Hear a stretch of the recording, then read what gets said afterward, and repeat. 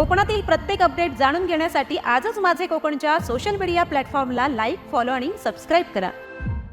रायगड जिल्ह्यातील महाड शहरात शिवसेनेच्या ठाकरे गटाने केंद्र आणि राज्य सरकारच्या विरोधात रामरक्षा आंदोलन केलं। या निमित्तानं महाड येथील श्रीराम मंदिराबाहेर रामरक्षा पठण करत महाआरती करण्यात आली।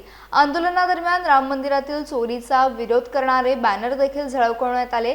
यावेळी रायगडचे संपर्क प्रमुख संजय कदम यांनी राम मंदिरातील चोरीचा पैसा आमदार आणि खासदार फोडण्यासाठी वापरण्यात आल्याचा आरोप केला।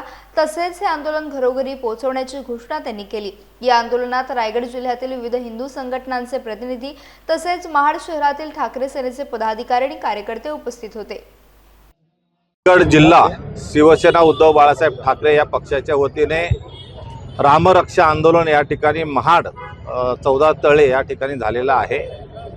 आणि ह्या रामरक्षा आंदोलन जे आहे हे आपल्या सगळ्यांना माहिती आहे की रामाच्या दानपेटीत झालेली चोरी आणि ही चोरी जी आहे या चोरीचा जो पैसा आहे हे अनेक राज्यांमधले राज्य पाडण्यासाठी त्या राज्यातील खासदार आमदार खरेदी करण्यासाठी हा पैसा वापरला जातो। आणि